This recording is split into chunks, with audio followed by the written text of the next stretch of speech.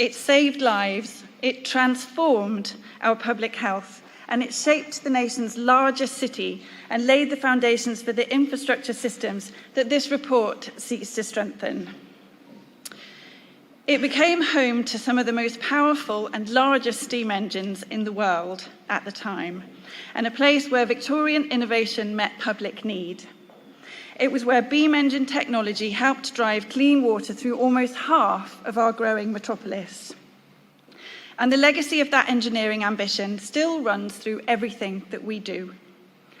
But now we find ourselves at another turning point. The pressures we face of climate change, water scarcity, growing demand, and rising pollution echo the determination that once drove this momentous change. And here we are again, needing to think boldly, act decisively, and plan for resilience into the future. At the museum, we're proud to be part of that future. We're building on the solid history of the water sector, but we're not just here to look back.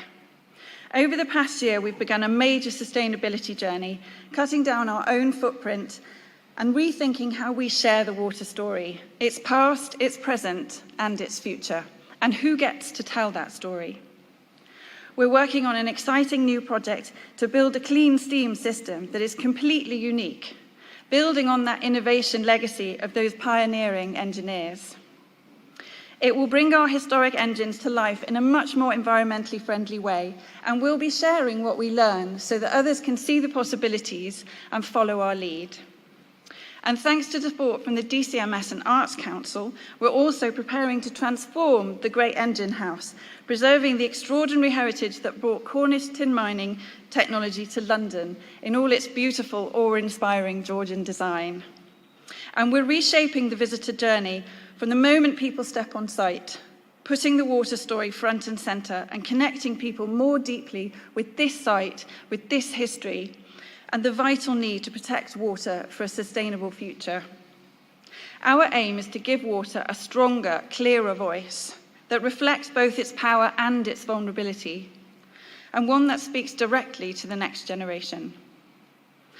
The London Museum of Water and Steam is becoming more than a museum.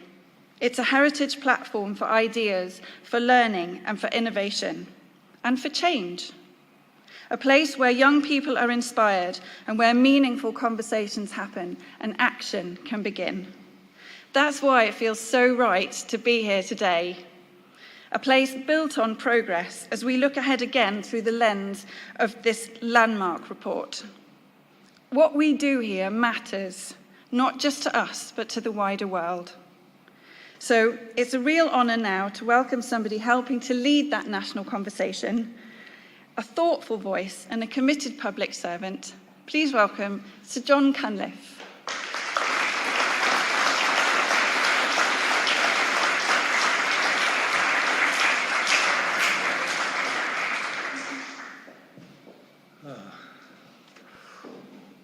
Okay, hi. Well, thank you very much for coming. And I'm not sure how you follow that and how one follows this. I'll start by showing this, which is a bottle of water that was given to me by, I think, River Action after their march in London when I started this commission. And it has water, I'm told, from all different parts of the country to be preserved. The team have been looking after it really carefully, and they assure me that this is the actual water I was given. So I'm going to present it to the Secretary of State at the conclusion of this report so that it can be kept as a reminder in the department. So look, thank you for joining me today in this fantastic museum, one of the birthplaces of the British water industry, and one actually that predates the Victorian age. This is a Georgian building and a Georgian facility. The Grand Junction Waterworks Company was actually formed in 1811 while the Napoleonic War was still raging to supply clean water, drinking water from the junction of the Grand Union Canal, which had just been built in Paddington, to households in London. In need of cleaner sources of water, the Commission moved its operation to Kew, then outside London in 1838, and built this magnificent pumping station with its huge steam engines to pump the water for Londoners.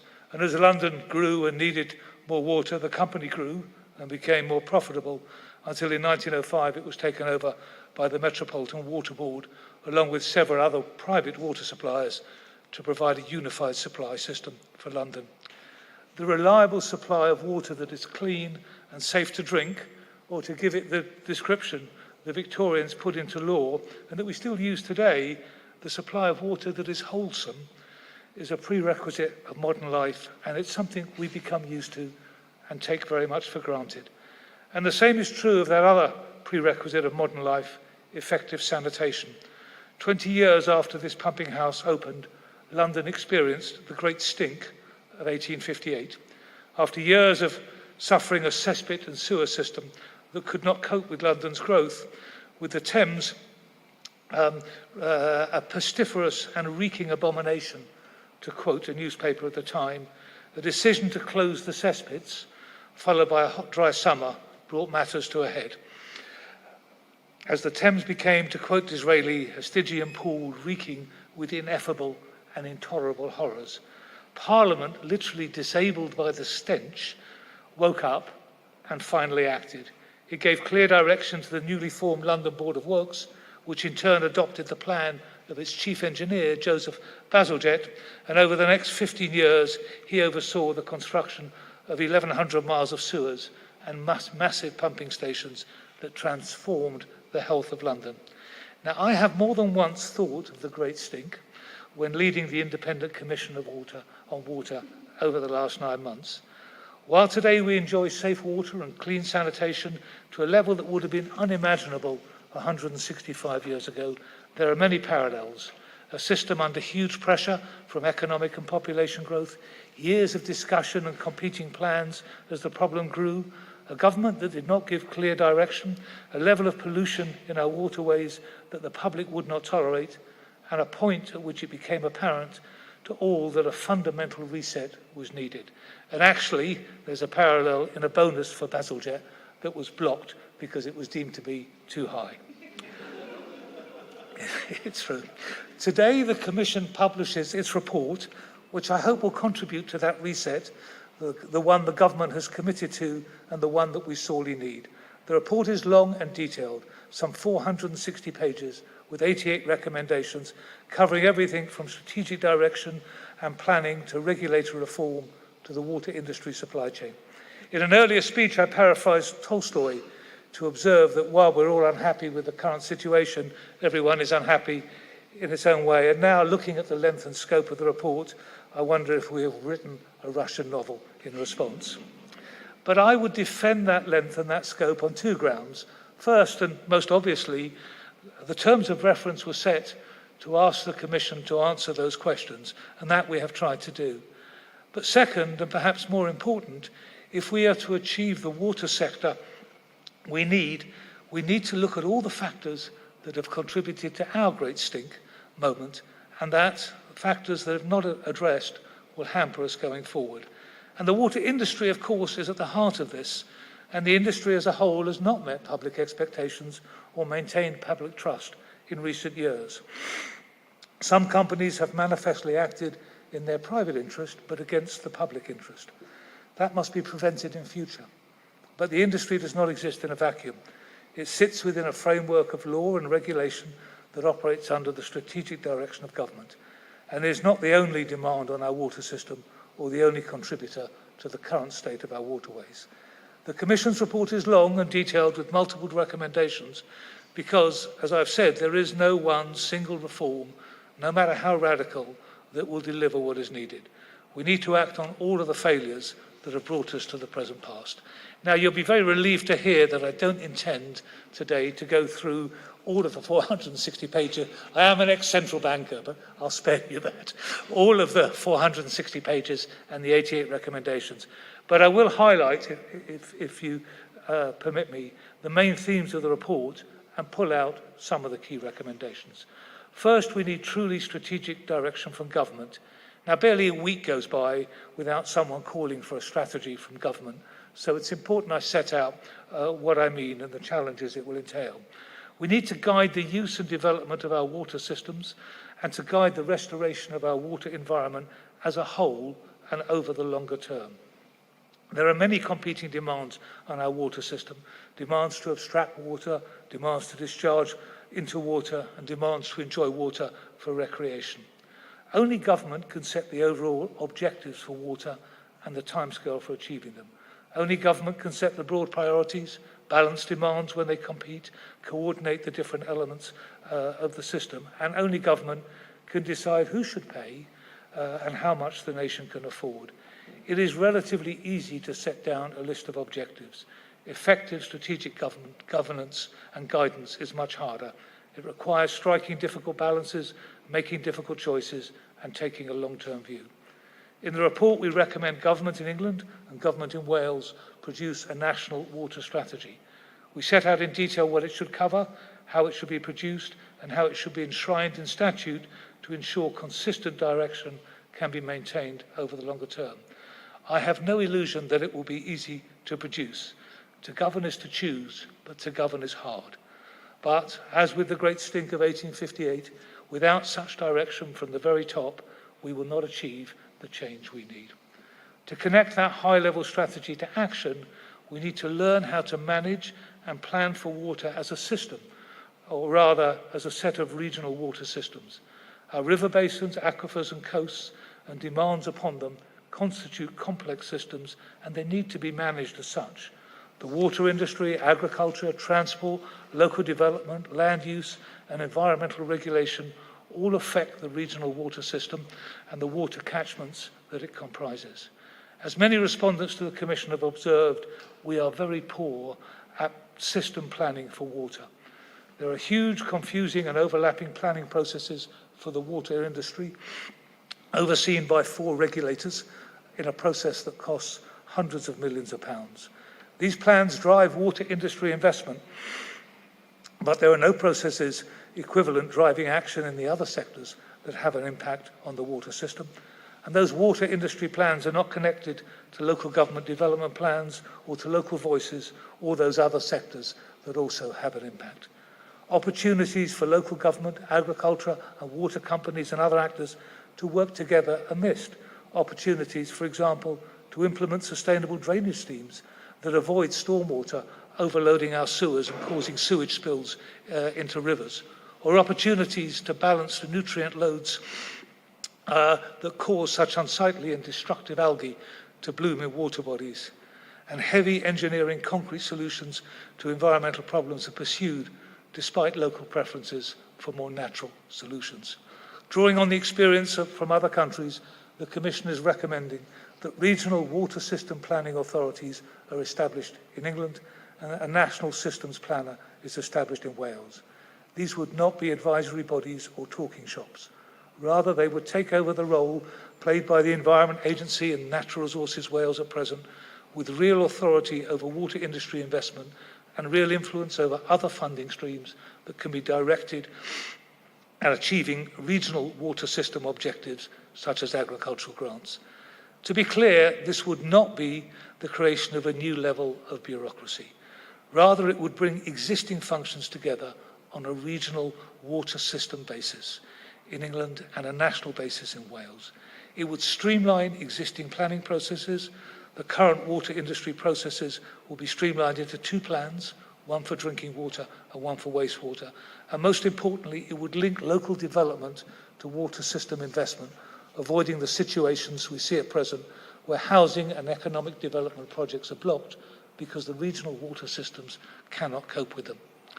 Alongside strategic direction and regional water system planning, the legislative framework for water is a key part of determining the overall framework for the management of water in England and Wales. And the current framework has driven considerable improvement in certain areas. Drinking water and sanitation standards are now world-leading. Bathing water quality has greatly improved. But the current framework is also complex, inconsistent and out of date and highly prescriptive. The Commission has therefore recommended that it be reviewed to bring the legislation up to date, particularly with regard to the Water Framework Directive, which sets those key high-level objectives for the environmental quality of water bodies. The Water Framework Directive sets a target to be achieved by 2027 and at a minimum, the review will need to consider what targets should be set for after that date. We recommend, however, that the government use the opportunity to consider the scope of the legislation. One area in which we see a strong case for change is broadening the scope of the legislation to include public health, given the increase in the recreational use of water in recent years. We recommend that in England and in Wales, the chief medical officers are asked to chair task forces to consider how to bring public health effectively into water quality legislation. Now, over the last 9 months, I have heard consistent criticism, not of the ambition of the environmental legislation, which must be preserved in any review, but about the inflexibility that requires and drives regulators to focus on narrow engineering solutions rather than being able to take a broader view of overall environmental and other benefits, for example, such as may be found in nature-based solutions. We recommend also that the review should make the legislation less prescriptive and provide for constrained discretion to enable regulators and local system planning bodies to take decisions in the round on how best to meet environmental objectives. Strategic guidance, systems planning and legislation, they can set the broad framework, but delivering the outcomes we want for water depends most importantly on having not just the right strategy, legislation and plans, it depends crucially on having the right regulators. Regulators that command public confidence and industry respect, regulators that have the capacity and the capability to do their job effectively. And most important in the Commission's view, in the same way as strategic guidance and system planning, a structure of regulation that can focus on the water system as a whole. Our assessment is that the current environmental and economic regulators have not achieved what is needed and will not achieve what is needed. There are many reasons for this. It's clear the Environment Agency has not had the resources, the people, the skills, the technology to hold the water industry and other sectors that impact the water environment to account, and that is beginning to change, I'm pleased to say. We're looking at and calling for reform of operator self-monitoring, moving from water company sampling to digitalised automated systems, ensuring real-time, accurate data. Crucially, this must sit alongside tightened enforcement of abstraction limits, sludge management and drinking water standards. And on the economic side, for much of the last 20 years, Ofwat was encouraged to regulate with a lighter touch and to focus on keeping bills down. And it didn't have the powers or the capability to supervise the financial structure of much of the industry, which allowed some companies and their owners to take decisions which reflected their private interests, but badly damaged both their companies and the longer-term public interest. We are seeing some of the consequences of that failure to defend the public interest in the news every day. I'll return later to this question of how, in an industry of private monopoly companies, the private interest can be brought into alignment with the public interest and whether the regulator has the sufficient power to ensure that this happens. When the water industry was privatised, Ofwat was established to protect consumers from monopoly power by setting the prices that the water companies charge and to incentivise investment and to create proxies for competition that would drive efficiency. In line with other privatised utilities, Ofwat's approach to regulation was built around econometric modelling of the notionally efficient company to provide the benchmarks for setting prices and for setting financial incentives and sanctions. And in the decades immediately following privatisation, investment and efficiency grew. The quality of treated wastewater and bathing water have improved. There's been a 41% decrease in leakage in England since privatisation, driven particularly in the 1990s. But in more recent decades, performance of the industry has plateaued and the public goods demanded by the water industry, have grown. In response, Ofwat has developed and intensified its use of econometric tools and industry-wide benchmarks. The Commission recognises the motivation behind this, but our assessment is that it has taken this approach beyond the limits of its effectiveness and indeed to a point where it may have become counterproductive in terms of the performance of the industry as a whole and of its ability to attract investment. In the Commission's view, it is important to have an objective framework for setting prices and incentives based on modelled outputs and based on comparability between companies. But this approach alone, no matter how aggressively pursued, cannot drive the improvement of the sector to deliver the public goods that are necessary, nor to attract the investment that is now required. There needs to be a fundamental rebalancing of this approach to economic regulation and oversight of water companies, a rebalancing towards a closer, judgment-based supervisory engagement with individual water companies. This will require an equally fundamental shift in capability and also a shift in the regulatory culture, which, in the Commission's view, has become too adversarial on both sides. The Commission's report sets out how a new duty to supervise should be enshrined in statute, how a judgment-based supervisory approach might be implemented, and the expert capability in finance and in engineering that will be necessary. We also make several important recommendations as to how the price review process, which should be retained alongside and informed by supervisory engagement, might be simplified and reformed. These include changes to the framework for delivery incentives, the allocation of bill revenues to infrastructure renewal, which I will talk about in a moment, the calculation of the return on capital and on debt, and to the appeals process. While changes to economic regulation are necessary, however, they will not address the fragmented regulatory landscape of the water industry. Water companies' costs, investments, plans, performance are overseen by 4 regulators at present in England: Ofwat, the Environment Agency, Natural England, and the Drinking Water Inspectorate. Each has a different focus, different objectives, and different requirements that overlap and are often in tension. The Environment Agency determines much of the industry's investment needs, but the industry's revenues are determined by Ofwat. Companies could be sanctioned by both Ofwat and the Environment Agency for the same pollution incidents. Funding of maintenance and infrastructure renewal are the responsibility of Ofwat, but the environmental consequences of ageing infrastructure are the responsibility of the Environment Agency, as we saw in the report that was released last week. The regulatory structure at privatisation was set up with separate regulators. As the overlaps have grown and the environmental and other standards have been raised, the need for coordination and resolution of different objectives has grown. The Commission has not approached the option of major structural change lightly. It's never an easy option. I'm all too aware, after many years in the public services, the costs and the risks of breaking up and reforming institutional structures. And these costs and risks go beyond the financial. They include the human costs of organisational change, the deflection of management time and focus, the risk of dropping the ball on key objectives and of breaking up internal synergies, and the need to create new interfaces between organisations.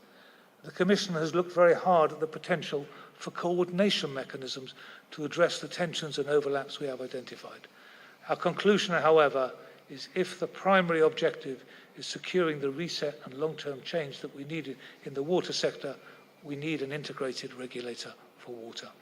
The Commission recommends, therefore, that in England, Ofwat, the Drinking Water Inspectorate, the water-related environmental protection functions of the Environment Agency and of Natural England be brought together into a new integrated regulator for water. For Wales, which has a different institutional structure, we recommend that the economic regulatory functions now carried out for Wales by Ofwat be transferred to a Welsh economic regulatory function located in Natural Resources Wales. The new regulators for water will become responsible for Ofwat's current duties and roles to protect consumers. But in line with its terms of reference, the Commission has also looked at the broader arrangements for vulnerable customers and those for consumer redress and consumer advocacy currently carried out by the Consumer Council for Water. We have to recognise that the cost of producing water and wastewater services is likely to increase over the medium and longer term as the industry has to replace ageing assets, respond to higher environmental and public health standards, and continue to adapt to the challenges of rising population growth and climate change. And against that likely background of rising costs and rising bills, there is a need for a stronger safety net for the most vulnerable who are exposed to water poverty. Water companies already operate social tariffs, spreading the cost of supporting vulnerable customers across their customer base. But the effects of higher costs of water in different parts of the country have different impacts, and there's already significant variation in the bills that vulnerable customers pay, even after taking account of local social tariffs. It's for government to decide how far and whether to equalise support for the vulnerable in different parts of the country, and it's for government to decide whether that should be done through water bills or through the social security system.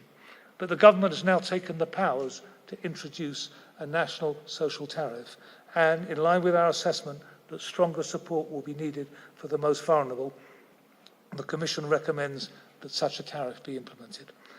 We make, however, no recommendations on the design, the level of support, and the degree to which there should be cross-subsidy between customers of different water companies. These are highly distributional decisions, and such decisions are not for technocrats, but for government to make. We also make a number of recommendations on consumer redress and consumer advocacy. On redress, unlike other regulated sectors, there is no mandatory dispute mechanism for water customers. The Commission believes that water company customers should have the protection of a statutory ombudsman, as exists, for example, in energy. And given the Consumer Council for Water's expertise in this area, the Commission recommends that it be upgraded to become the Ombudsman for Water, with citizens' advice, which has proved to be a powerful consumer advocate, taking over the role of consumer advocacy for water customers. In addition, changes we have recommended to the water company price review process will allow appeals against price determination to be brought by consumers as well as by water companies, again, as is possible in other regulated sectors. Taken as a whole, the changes the Commission proposes should lead to more effective joined-up regulation and stronger protection for consumers. In the Commission's judgment, if implemented effectively, they will address the shortcomings in regulation that lie at the heart of poor performance, underinvestment, and the failure to protect the public interest that we've seen. Regulation must be a key line of defence to protect the private interest. A system of private regulated monopoly utilities, as I've said, will only work if private interests of water companies and their owners are aligned with the public interest in the production of public goods. That's the job of regulation. But looking at the history of recent decades, water companies themselves and their owners must bear a major part of the responsibility for the failures we've seen. Water companies are private companies, and their owners are entitled to a return on their investment. But those returns must not come at the expense of the public interest. Water companies operate under licence, and the public purpose of their operations is inherent in those licences. Sadly, we've seen over recent decades examples in which companies have, as I said earlier, pursued short-term private interest at the expense of public interest and at the cost of the long-term resilience of their companies. A large number of the responses to the Commission's call for evidence expressed disquiet and real concern at the inclusion of the profit motive in the provision of water. And I do understand the concerns raised by many about profit in the provision of water, given some of the experiences we've seen. Some propose nationalisation or municipalisation or the transfer of for-profit water companies to not-for-profit models. The Commission considered these in line with our terms of reference, which focus on a privately owned regulated sector and rule out nationalisation or the purchase of companies with public funds for transfer to other ownership models. But we also examine the performance of different ownership and operational models, public and private, in other jurisdictions. We published our initial analysis in the call for evidence. We invited respondents to bring forward more evidence and analysis. We've refined our analysis and we published it in full in the final report. And I have to say, on the data and on the comparable metrics available, which are not strong, I admit, we did not see an evidence of a causal link between ownership models and a range of environmental and other performance indicators. And we took from this work two conclusions. First, as I've said, the regulatory model is key to performance, and we need to address regulation. But second, where companies are privately owned, it is the business model of the owners, the level of return they seek on their investment, their time horizon for that return, their preference for dividends or capital gain, and their willingness to invest further in their company for a fair return, those are the things that make the difference. At privatisation, it was envisaged that water companies will be owned by long-term investors looking for relatively low-risk, low-return investment, as might be expected from a regulated monopoly utility. Investment vehicles have changed markedly since privatisation. Many investors, including institutional investors, now prefer private, unlisted ownership to listed ownership. It's the Commission's view that whether listed or unlisted, it remains the case that the industry and the public interest is best served by long-term, low-risk, low-return investors. The changes to regulation that we've proposed, particularly to economic regulation, are intended in part to lower regulatory risk and to reduce the variability of returns that deter such investors. The Commission has also recommended that the government make the stability of the regulatory system an objective in the National Water Strategy, and that maintaining the investability of the sector become one of the duties of the new regulator for water. But just as we need to attract longer-term responsible investors to the sector with more predictable regulation, we do need to ensure that owners and managers do not again act against the public interest or damage the financial resilience of companies. So the Commission is also recommending giving the new regulator the power, when necessary, to block changes of ownership, to set minimum gearing levels, and in certain circumstances to give direction to the ultimate controller of the company. These powers exist in other regulated sectors, and they are necessary guardrails in water. We are also recommending making the public purpose of companies clearer in their licence condition, bringing company governance in line with the governance code for listed companies, and bringing in for the very senior management cadre a statutory code drawing on some of the experience of the senior managers regime in the financial sector. Now, you'll all be pleased to see that I'm quite near the end, and I hope this won't seem like a Russian novel of a speech to go along with a Russian novel of a report. But the final area that I really have to talk about is the health of our water industry infrastructure and the resilience of our water and wastewater systems. We simply do not know the overall health of the system. Ofwat last oversaw a full assessment 20 years ago. The asset health measures used in price reviews have been backward-looking, measuring past failure rates to determine and fund the amount of capital maintenance and renewal necessary to keep the system operating. Much of water industry infrastructure is underground and very difficult to assess, and different companies have different ways of assessing asset health. Not all water company assets are mapped. We do not know whether enough replacement and renewal has been funded and carried out in the past, but there is strong evidence that we may be considerably behind the game. When the Scottish regulator switched from using backward-looking indicators, similar to those that Ofwat have used, to a forward-looking, in-depth assessment of asset health and requirements, the conclusion was that there had been material underfunding of capital maintenance. Other countries replace and renew infrastructure at much faster rates than we have maintained. And as we heard last week from the Environment Agency, infrastructure failure is a major reason for the pollution incidents we are seeing.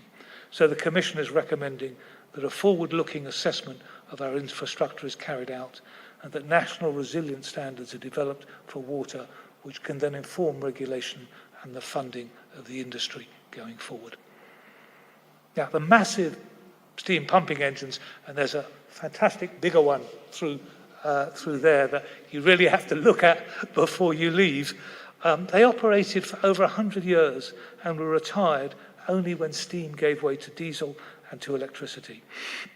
And actually, the very big pump next door, I'm told, was kept available on the network until the 1980s, just in case it was needed. Now, a couple of weeks ago, I visited a much more modern pumping engine hall, just over 50 years old, filled with electric pumps that supply drinking water to 1/3 of Londoners. It is a single point of failure for the water supply for all of Canary Wharf, and it is on its last legs. A £400 million project to replace The entire facility has finally been approved and work is about to begin on a replacement. But given the limited space and the need to keep the facility operating, it is a hugely complex project that will take at least 7 years. Now, I raise this example not merely to contrast the standard of Victorian engineering with its more modern successors, absolutely humbling though that is. It's also an example of the forethought, timescale, planning and funding necessary to ensure that our water infrastructure continues to serve us into the future, and of the dangers of a patch and mend approach. I started this speech with the Great Stink of 1858 and the reset it triggered.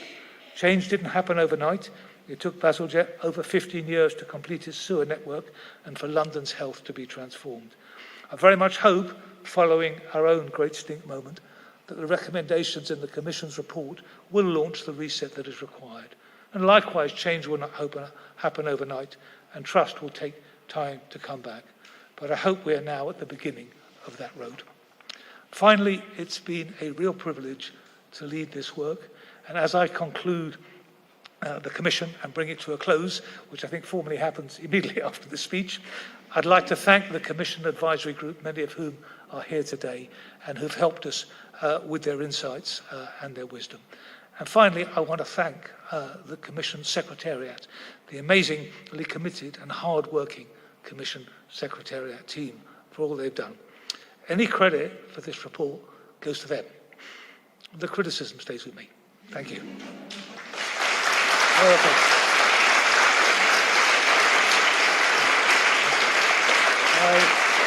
I think I have to answer questions. Are we on to questions? Or? Yeah, very happy to answer questions. I'm going to have to put some glasses on so that I can just see who is talking. Yeah, thanks. Thank you, Sir Jon. Paul Kelso, Sky News. Just looking at your report, I note your comments about water bills rising. But looking at the report, you say you've heard evidence from the companies saying that investors simply don't believe they're getting a big enough return.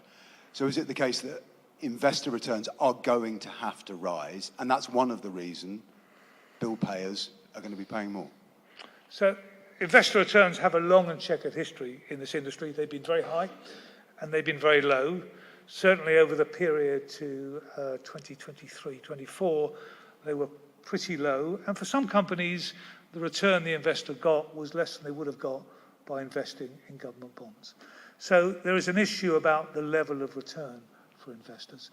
But, you know, there's also an issue about the variability. And all the investors I talked to said, we are happy to accept a lower return. We're not looking for those high returns in water if you can give us lower risk on the downside. But if you make this industry a higher risk, higher reward industry, you'll not only have higher costs, okay, but you will also attract investors that have different business models and maybe aren't the best ones for the industry. So yes, I think looking relative to 2019, 2023, you'd expect returns to be higher. You certainly wouldn't expect to have investors losing money relative to gilts. But looking back on over previous periods, they might be lower. It's that variability and the dispersion of returns between different water companies. Some water companies have done pretty well, but others have got trapped in poor performance. So yeah, bills will have to reflect what investors need, the equity they need. That's part of the cost of building the infrastructure that we need. But at the same time, a regulator needs to continue to maintain pressure on efficiency. I just believe they can do that, not just with a modelled approach, but just with a deeper, more structural engagement with water companies. Oh, go on. James Wallace, River Action. Thanks, John. I did keep the file, James. Thank you very much for carrying it with you and for undertaking the commission.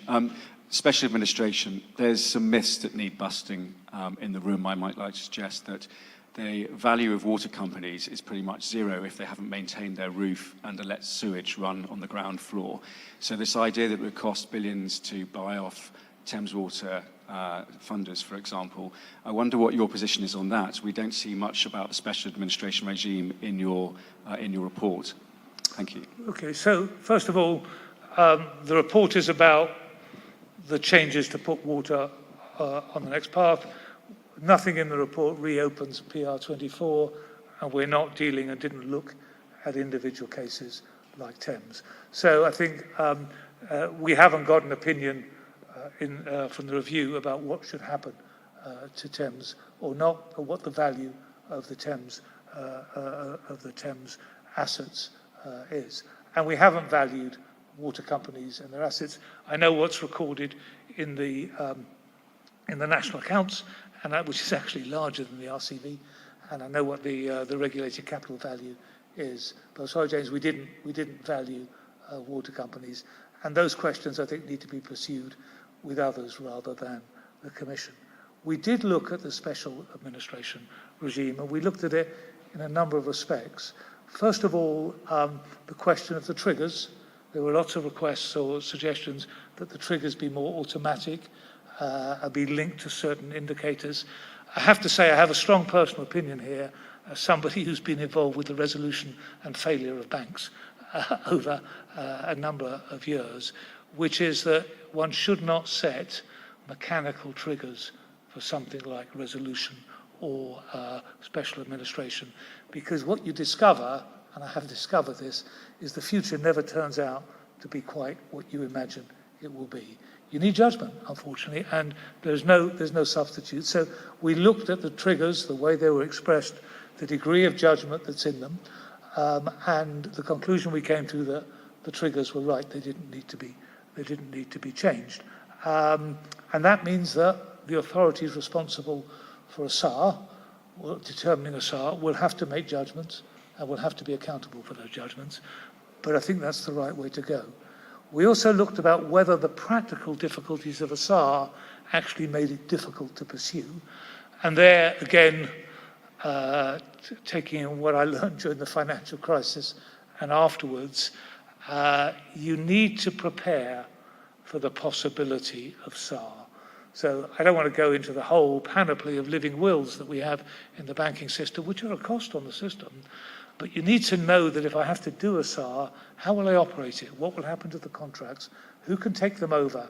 How can it be smooth so that customer service is not impacted, and so the ownership can be changed, and if necessary, the debt and equity written down to make the customer viable, because that's what a special administration regime is about. And we make some recommendations about how water companies need to do the planning for that, not because we expect them to go into a SAR, but because the authorities need to be able to approach a SAR on its merits without worrying about what do I do the day after, because I don't really know how this company would operate. So we do make some recommendations in that area. Oh, I'm going to go to the very back, because the back always gets discriminated against. Thank you. Lucy Heath from the iPaper. I wanted to ask about sewage spills. We saw over the weekend Steve Reid promised that he was going to bring sewage spills down by 50%. And I think water companies have already said a similar figure. Do you think these reforms could speed up that process and that we could see that happen more quickly? So we haven't, I should just say the Commission didn't take a view on the speed of particular changes in terms of infrastructure. What I'd say is that the last price review, PR24, had double the amount of investment going into the water industry, and we're seeing a level of environmental investment which is 4 times what we saw in the preceding period. I think it's about £25 billion. And your question, and a lot of that, I think 6 or 7 billion, is directed at improving storm overflows by 2030. And if your question is, can that go faster? I go back to where I finished about forethought, planning for the longer term. There is a limit to how fast you can build. There is a limit, as we discussed, I didn't talk about it today, to what the supply chain can produce. If you suddenly gear up investment, from 6 billion over 5 years to 25 billion over 5 years, you have to look at where the supply chain, the people, the expertise, the materials will come from, particularly at a time when water is not the only infrastructure sector that is being renewed. So I don't know whether the plans there can be speeded up. I do know that the Environment Agency has said that if the plans that are in PR24 are completed, the water industry will have materially completed what it needs to do to meet the Water Framework Directive's objectives on water quality. That's wider than sewage spills. That's about the ecological and chemical quality of water generally. So there will be progress. There. But that, of course, would expose the other sectors that damage water quality, particularly agriculture, and we shouldn't forget that, and we need to find ways to address it. Let's go over here in the orange. Thank you. Hi, it's Jo Osborne. I'm from Waterwise. At the weekend, I visited Kinder Reservoir in the Peak District, and it was looking incredibly low. I've seen a lot of very low reservoirs in my time. So I'd just like you to speak to the water efficiency recommendations you've made, because there is real need for us to take action now on reducing demand across the UK, and that's something for all organisations, I think, to focus on, not just the water sector alone. Okay, so water demand and changing water demand, I think, is an important part of ensuring that we have the water, the water that we need. Some of that goes to obvious things like metering, and we talk about extending compulsory metering further than the areas which is needed at present. But some of it actually goes to, and not just convincing us all to use less and nudging, which is important and works, but it goes to how we use water. So 20% of water goes to industrial use, and the 7 big oil refineries are the major users within that bracket. And they take drinking water that's been purified at high cost, and they spray it on their tanks to cool them. The problem is they actually have to treat the drinking water to take out some of the purifying agents to make sure they don't contaminate the tanks. And then they take that water and they put it back into the sewer system, okay, where it adds to the volume going through an already overpressed system. And you have to think, why is that happening? Well, some of that is tariffs. There's a falling block tariff, as it's called, which means the more you use, the less you pay. But some of it is also because we haven't produced and incentivised the grey water systems that we need for industrial use and in households. And we are going to have to do that. We recommend actually that standards for using grey water or water that's purified to a certain level, good enough for the garden, good enough for heating, etc., but you wouldn't drink it, to actually develop those systems for housing. There are some regulatory barriers. The Drinking Water Inspectorate are required to make sure that water companies can only produce water that's fit for drinking. So it's quite difficult for them to produce water that's of a different standard for other purposes. We need to think about how we use buildings and how we provide for those 1.5 million new homes that we're intending to build. There's a range of solutions that we talk about, but you're right, it's an extremely important part of the problem. I'm going to go over here because I've been unfair to this side of the room. Yeah, we'll go to you next if that's okay. Thank you. So Kate Jennings from the Association for Consultancy and Engineering. So thank you for engaging with us during the process. You highlighted the risk of regulatory change, changing governance. And I just wondered whether you had any advice for government on how to ensure that scaling up of investment happens, notwithstanding the regulatory changes. So I think if I could split the question in two parts, we do need to ensure the investment happens. One of the changes that Ofwat made after the kind of review on moving to outcomes-based regulation was not actually to assess whether outputs had been constructed. And look, there was a good motivation.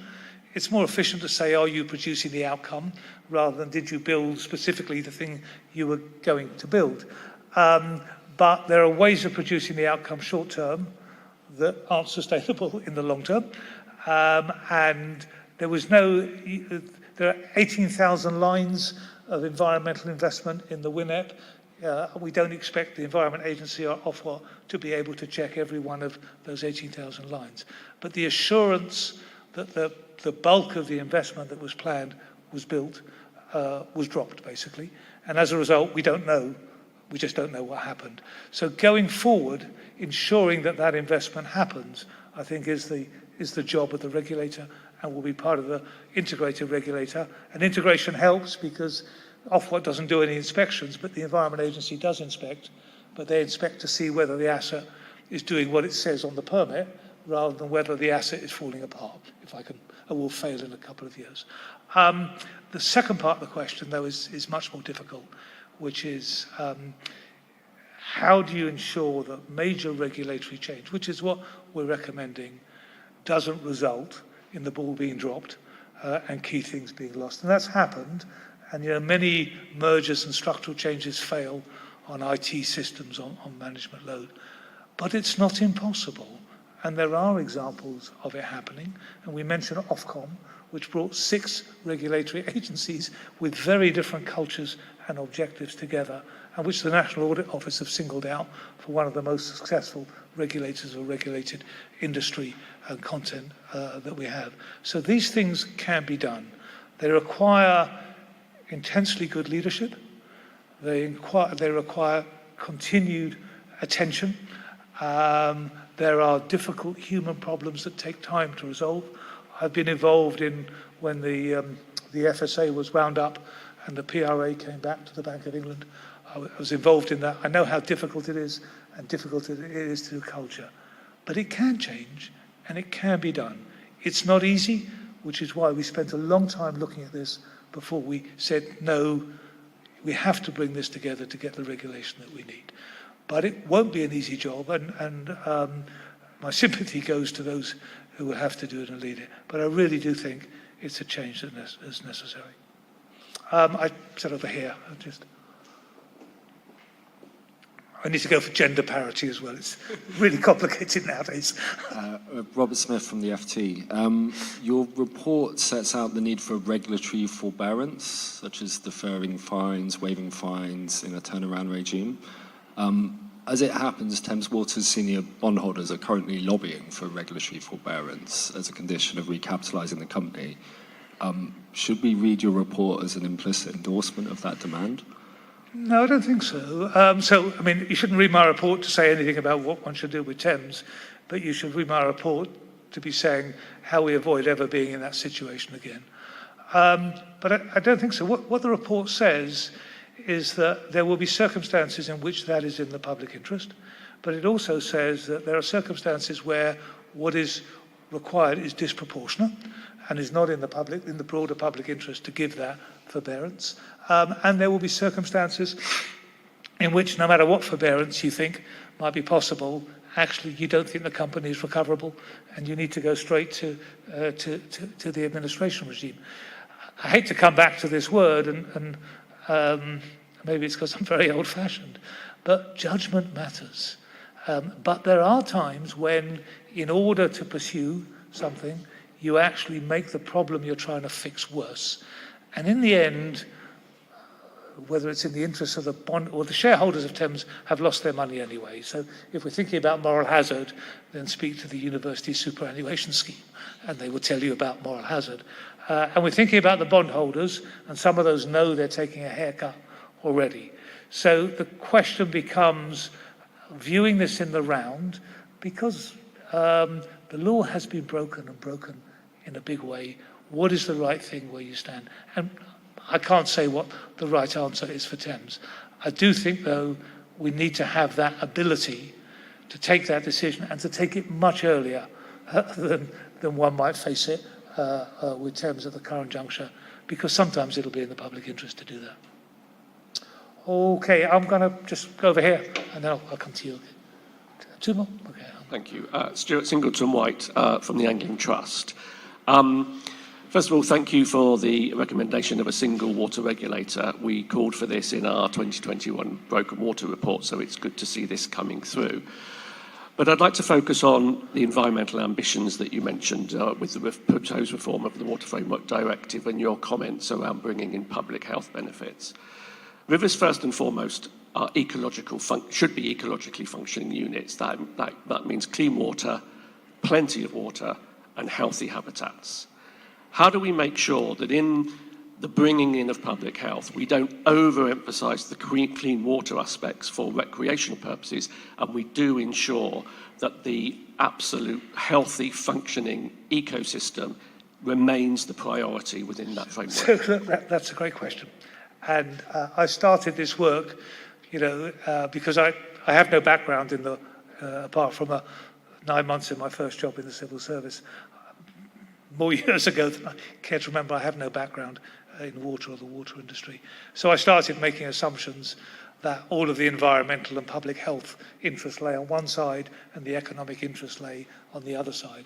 But what I've learned is actually that when you think about the uses of water, you have to balance different objectives. And certainly turning all of our rivers into swimming pools is not going to deliver what we want. But I talked about, so this is maybe where I differ. I think you're right, there are some overriding objectives in water, primarily, and top of the list, the supply of drinking water, because our society depends upon it. But the others are balances that have to be balanced and recognised, and that's what that national water strategy is about, and that's what the local regional planners are about. And they have to balance the interests of different groups who value different things in the water environment and different economic sectors. I talked about the oil refineries, but who need to use water in a different way. And those are decisions that we take in society all the time. The issue for the review was not to say it's this rather than that. I haven't said that. The issue for the review is that those decisions are taken transparently. They're taken by the people who should take them. I come back to government, local authorities, regional planning, catchment groups who actually use the water that kind of is at the end of this. And they should be honest and recognise what the trade-offs are. And I think one of the reasons we are where we are is that hasn't happened. The trade-offs have happened. Somebody in one of the round tables I had told me off, I think it was an environmental round table, for using the word trade-off, and I betray my Treasury heritage.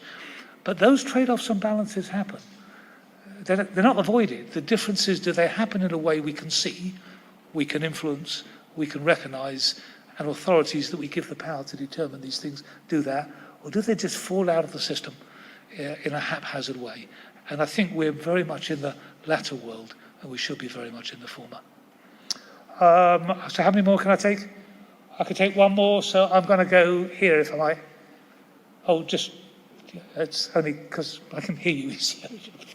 Hi, it's Helena Horton here from The Guardian. How long do you think it should take for the new regulator to get set up, this new super regulator? And does it need new leadership? So I don't know how long it will. We didn't go through an implementation plan. We did look at the issues, the synergies that would get broken, the people that would have to move. We engaged with the regulators and asked them to explain what the costs would be. People have different views. We took a judgment in the end on what was needed. We looked at Ofcom, which took 2 years. Some of it depends on how fast legislation can be introduced, because you can do things before legislation, but actually you need the legislation to come in. And it was 2 years to bring the regulator together. I'm under no illusion that there isn't a whole tail of culture and systems that have to happen after that. But the Ofcom one was 2 years, the Bank of England, PRA, bringing that into the Bank of England was about 2 years. To get the major change in and the new institution functioning. And then, of course, there's a lot more to do.